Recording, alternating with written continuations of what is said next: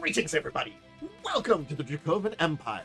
It is I, your host, guide, and emperor, Cantus Dracovin, ready to grab you and take you through a portal through the universe over to Athas. Yes, today we're diving back into Dark Sun.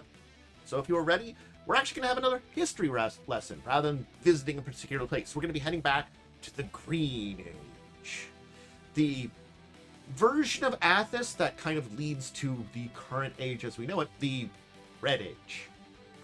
If you are ready, please do remember to give me a little bit of a tip before we leave. Make sure, if you aren't, you're subscribed here at the channel. Make sure just be subscribed down there. Do all the other little things, ringing bell, liking, and all those kind of things. And also, hey, comments are always great, and let me know your thoughts on the Green Age, and interpretations, and all that kind of stuff, and opinions. I like some good discussions. Anyway, my weird dimensional time portal that'll take us from our world to not only Athas, but back into their past is open. Why don't we get going? Grab my hand. Stay close. Again, time things, also, it's still Athas. It's still not that safe, even if we are back in a Age of Green. Yes, we're just looking a little bit at what the Red Age will become. Green Age. A time in the past. An origin of what would be to come. A major time point. Now, I'm focusing on one major book for this, but there are some sources I can kind of point out to give you different opinions, directions, things like that.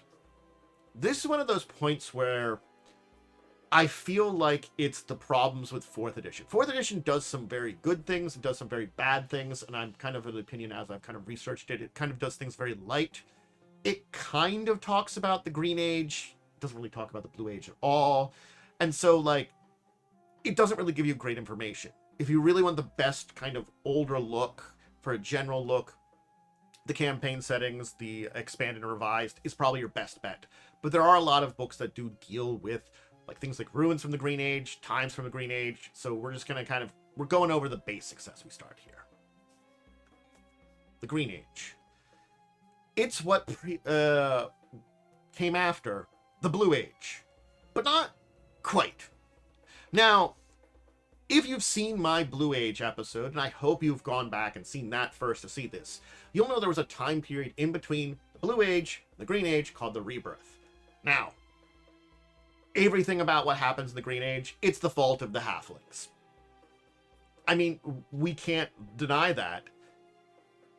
Athas was a blue planet, a water planet, with a blue sun, where the major intelligent race was halflings. And not the only one, may I note. There were other ones.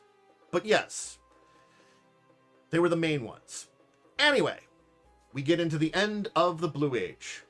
The Brown Tide, the raising of the Pristine Tower by the Nature Masters, the de facto leaders of the halflings, and the channeling of the sun's abilities to cause a rebirth of the planet. This is the terraforming from the blue planet to the green planet. This is the advent of a new age, where the sun becomes yellow. Yeah, here's an important point too. We do not have the red sun of Athas yet. We have a yellow sun. Yellow sun over Green Age. Skies above Athas. Much of the waters evaporate. There's still oceans, but it's not a water world anymore. And the energies that are combined with the natural energies of the Brown Tide, with the energies of the Pristine Tower, kind of been together to basically terraform the entire planet. And then we get the rest of the intelligent species that didn't exist being created from some of the remaining halflings by the Nature Masters. Not all of them. Group of halflings go to become the ferals that they kind of are, losing technology, going into tribal, losing a lot of their society. But we get humans, gnomes, dwarves, elves, many others coming into being in this new age. A new paradise, a new age, a new time, the Green Age. So, this is ruins from the Green Age. This is approximately 14,000 years before the liberation of Tyr. This kind of age is. We have the new species, new races, older races, things like the Thraikeen were around, some others that were there, all developing and building into themselves. This is the time period where many of the intelligent species begin to build their cultures and develop into the different things, into villages, to towns, to cities, to nations. This is an age of growth of civilization. This is a time of honor, of abundance. And it is a far cry from the world Athas would become.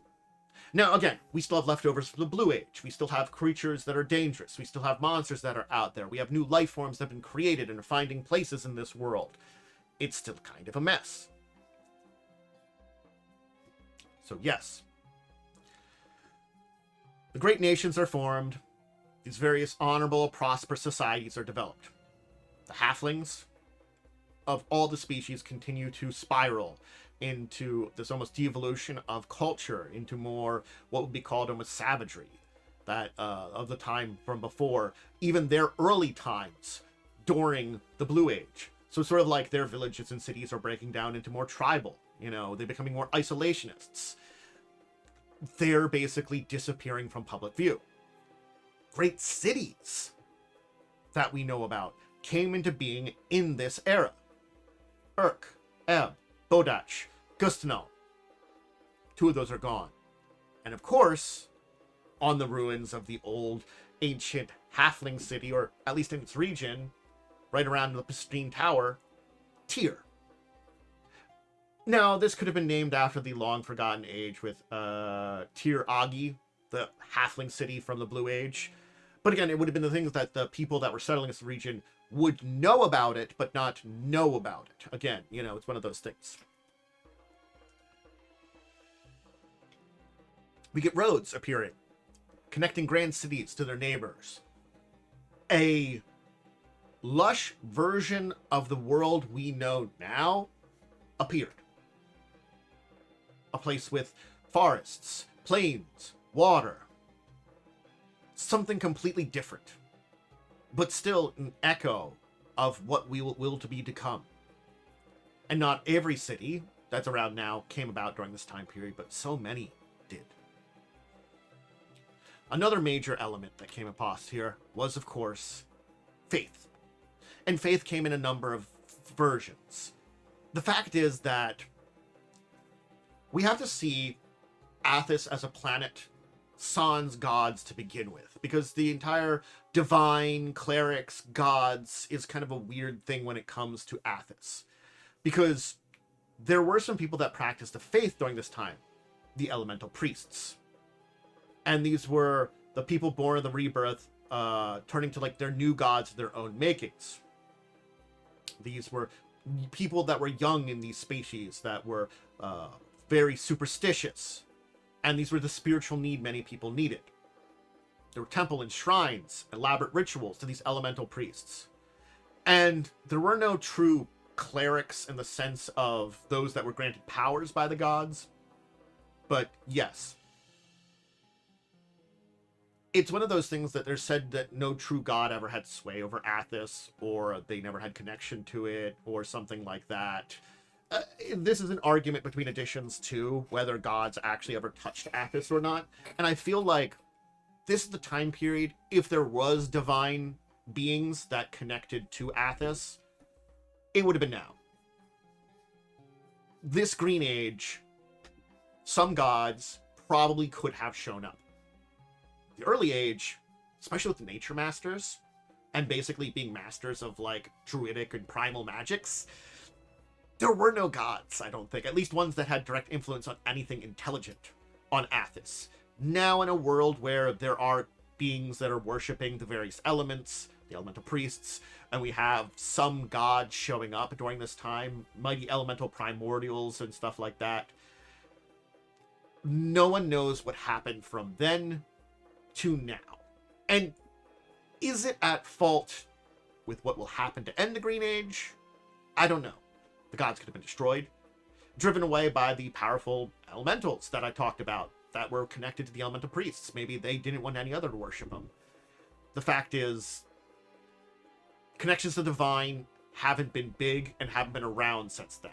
And also, it seems like arcane magic when it came to Athas, was like the final nail in the coffin of divine energies in a lot of ways. At least as how we know them. It's not that you couldn't get divine energy there, it's just harder, weaker in many ways. AKA as a player character, in farther editions, you could probably play like a cleric, honestly, nowadays, but you'd probably have a lot harder time, you know? You'd have much simpler rituals that are more internalized. You're not worshiping a direct god. You're kind of maybe worshiping something like the elementals, like druids would too. It's like there's things that make it work, but you're like working uphill in a lot of ways. Whereas others not so much. So there are ruins and temples to some of these deities that have stood the test of time and have existed since those times, but connections to these divine, I don't know. And again, elemental priests and their abilities exist to today.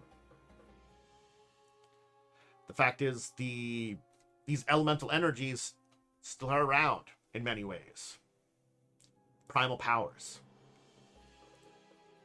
Another major advent during this time was an effect of our good friend here, the Pristine Tower. The tower didn't go completely dormant, and it had a major effect. The Nature Masters, they're gone. Divine intervention doesn't really exist. We haven't reached magic yet, like arcane magic. What do we have? Psionics. Mutations that result of the rebirth and the powers of the Pristine Tower. The Pristine Tower still putting out its energy, still active. This combination of probably channeling the energy of life that the Brown Tide was. Remember, the Brown Tide was too much life energy. It was like an overgrowth of powerful life. It was an experiment to create a more abundant ocean that went overboard, super tide, you know, and then channeling and trying to like dissipate that energy using energy of the sun and the tower and all these things. Massive effect. So psionics started to come about, and these were things that were powers that weren't learned. They were just kind of there. So, you know, it's not something like learned like with the Nature Masters or with pacts with elemental forces. This is that people just had psionic potential. And the thing is, almost every living creature on Athas has some psionic potential. Yeah. That's an amazing thing that you have to think about. The effects of the rebirth and the tower still existing means that psionic energy and this entire ability for psionics is this ongoing mutation throughout every living thing on Athas. Now, certainly speaking, things develop it in different ways. Some of that never tap into it. Some of them tap into it very weakly. Some of them tap into it deeper. And for many of the various intelligent species, they have the study of the way, which developed. A way to greatly expand and kind of fester the heights and kind of dive into the psionic abilities, the abilities of the mind and such like that. So, yeah. This was a major kind of direction for this.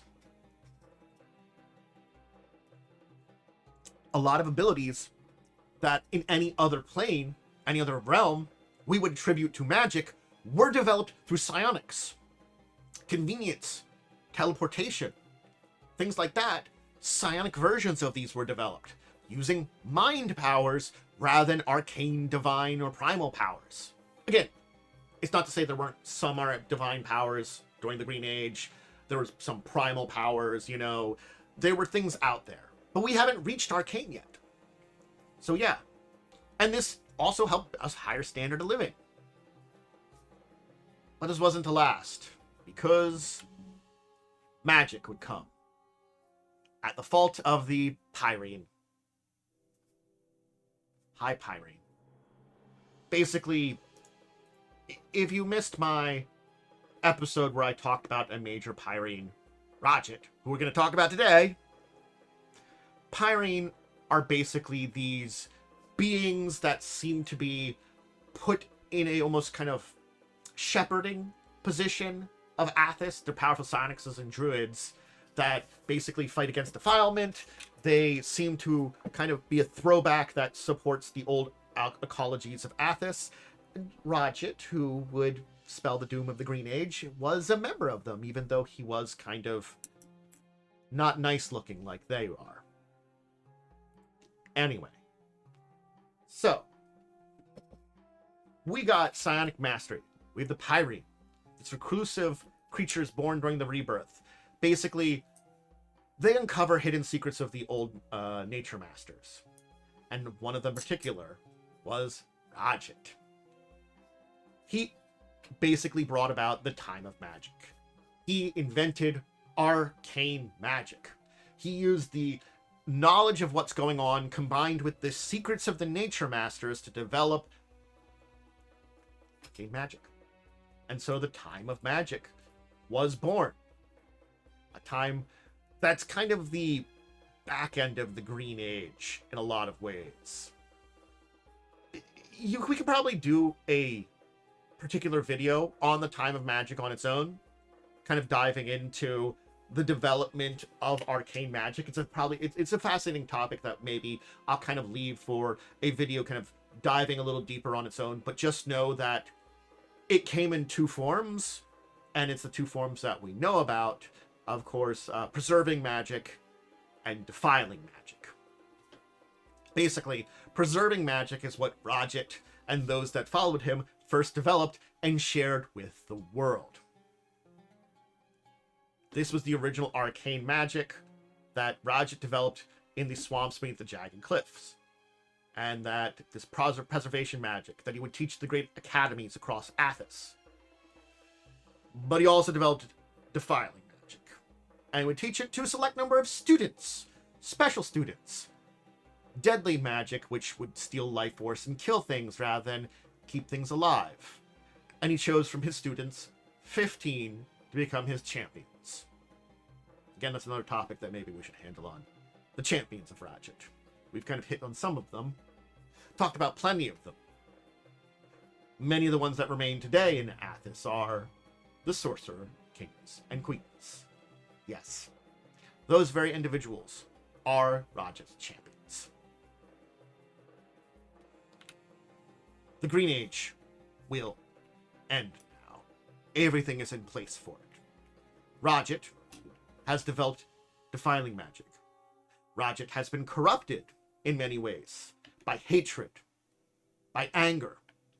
Unlike his other fellow Pyrenes, he is a malformed monster in many's eyes, and people being shunned from him. And he sees Blue Age as a time to return to this terrible Green Age. How will he doing it? Destroying everything. Rodget focused on tutoring humans in particular. He claimed they had the greatest potential, and that non-humans could only learn the basics of spellcasting. They couldn't dive into the depths of what he was. Now, granted, some non-humans did learn some stuff, but that caused him to organize basically hunting down and destroying those. Already you're seeing there's a big problem here. So, the persecution of preservers and non-human spellcasters was extreme, and this lasted for like 1,000 years, forcing a lot of spellcasting to go into hiding.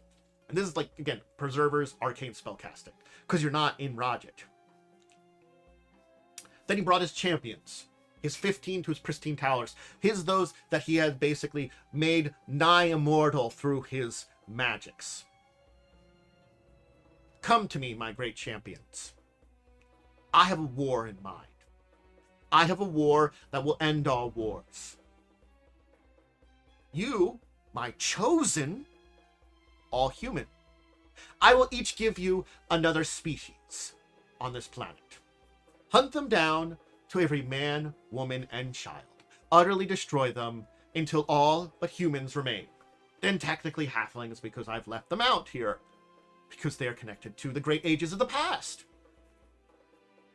The Blue Age. When secretly, Rodget was going to eventually kill and turn on the humans and kill them all too. But get rid of everyone else first. Again, Rodget's plan, which I've talked about in an episode about Rodget, go see that one, he wanted to bring back the Blue Age. And the halflings of Blue Age. Halflings weren't in the right mind to do that, but he's like, if I kill everybody else out and give you guys the planet, I'm sure it'll bring it back. I can use my magic to bring it back to that, and yeah, it'll work. Kind of a little crazy, too. So this is where things go even worse for the planet, because he infused the powers of the Yellow Sun, channeling energy through the Pristine Tower, and artifacts he called the Dark Lens. This is what caused his champions to become immortal, kind of godlike. And the sun turned red. It grew dim in the sky above.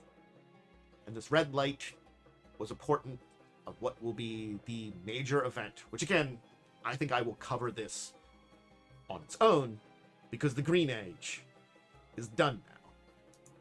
Now we'll go over some basics of the death of the Green Age here. You can say hi to Rajat there. He is the monstrosity on the left, not the lady fighting him in a adventure here. The Red Age. This was the basic genocidal conflicts that ravaged Athas and destroyed the Green Age and led to the time we know now, where Rajat led his champions on a battle against all the other species.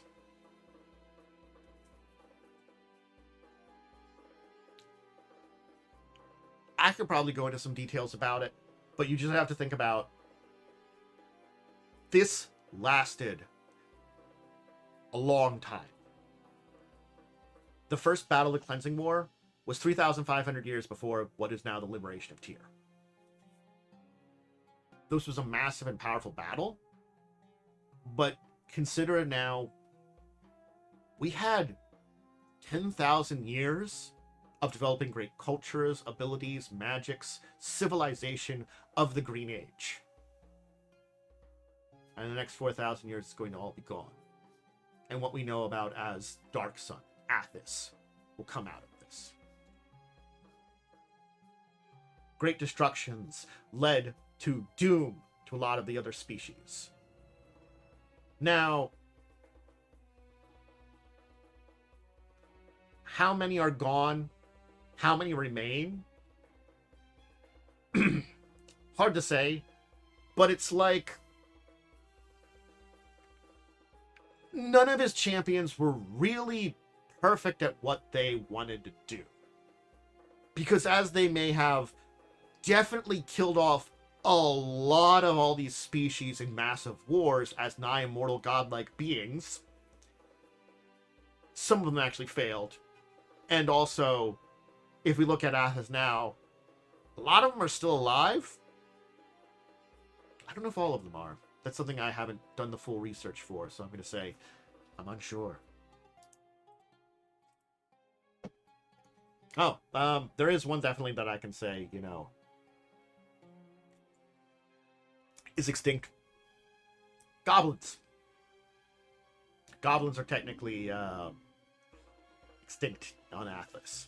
So, you can still find undead ones. But yes. They are one of the species on the list that actually did end up all getting killed off. Yeah. The wars lasted for quite some time. And eventually, Rajat's secret was discovered, and he was betrayed, and the war ended, basically with his betrayal. And the Cleansing War was done.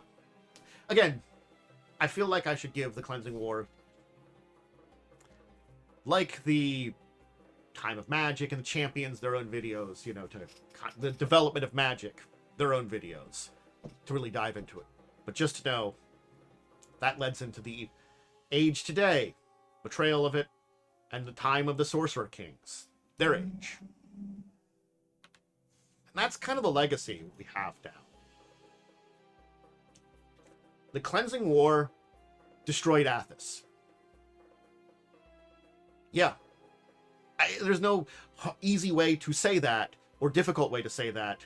It's just the easy thing to say is, the land as it is now, this desert land full of wasteland with very little life, where most of it's destroyed, the oceans have completely disappeared, Water is almost gone. Even on the other lands, they're very dangerous and deadly in places like that. Like the great fields where the Arcane live are savage, with massive beasts that live there in an area that, yes, it has probably some water for the fields to grow up, but even then, it's not a lot of it. It's just enough for hardy plants to kind of survive in these grasses that are very dangerous and things. Yeah, tier region, probably one of the worst regions, I gotta admit, because it's the most deserty. But there's, like, no good. The Sea of Silt's kind of terrible, too. But, like, nowhere is good on the entire planet. And it's all because of Radget and his 15 champions. They took the great thing that was the Green Age and screwed it up. So this is the third time, the third age, third version of the planet we see now. The planet of water, planet of plants, and now a dead planet. Again, Athens isn't completely dead. But there's so much destruction, so much doom, and as long as the Sorcerer Kings still remain, which some do, it's probably not going to save itself. Again, there are a bunch of dead Sorcerer Kings, which is probably helping out there, but Radget still technically exists, and his big old champion, go see my video on that guy, still exists. Boreos, the dragon.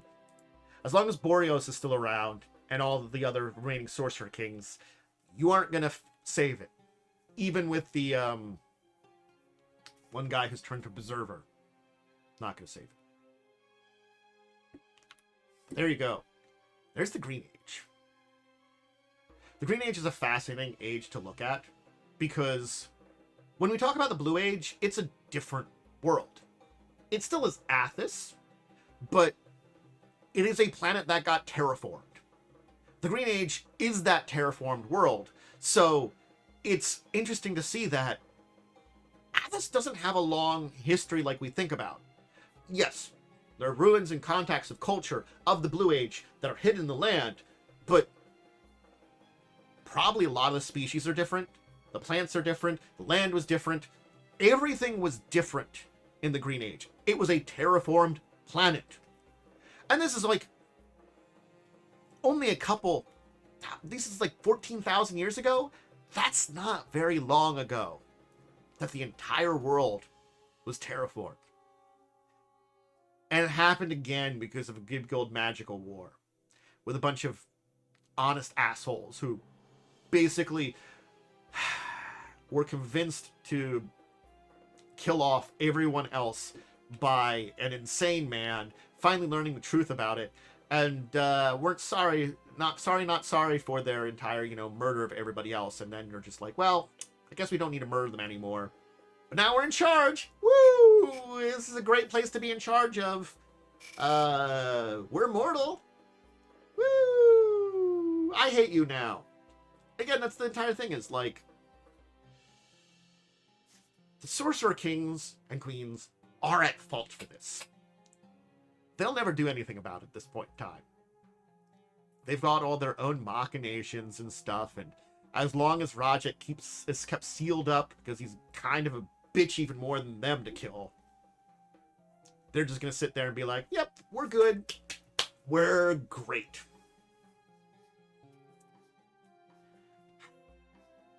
Still, a lot of what's there from the Green Age still remains. A lot of the ruins and places like that. So if you're going to find scars of a great age of Athas, they're from the Green Age. And there's still a lot of pockets of green and life left on the planet. It's not completely dead. Not yet.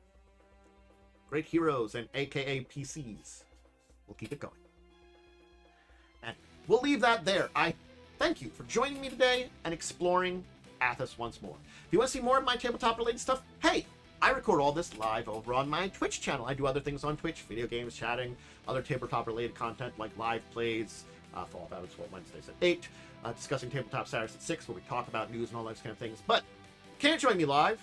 You're over on the YouTube. Hey, YouTube, that subscribing thing. Make sure you did it, like I asked earlier. The comment thing. Let me know what you think about all this. Comments below. But yeah, all tabletop stuff over on YouTube. Great place to see it. Just please do the support up there. Anyway, check out my social media for updates on schedule, when things are uploaded, all those kind of things going on. And until the next time, we dive to the sons of Athas, or another realm, I bet all of you out there, a deep and wonderful farewell.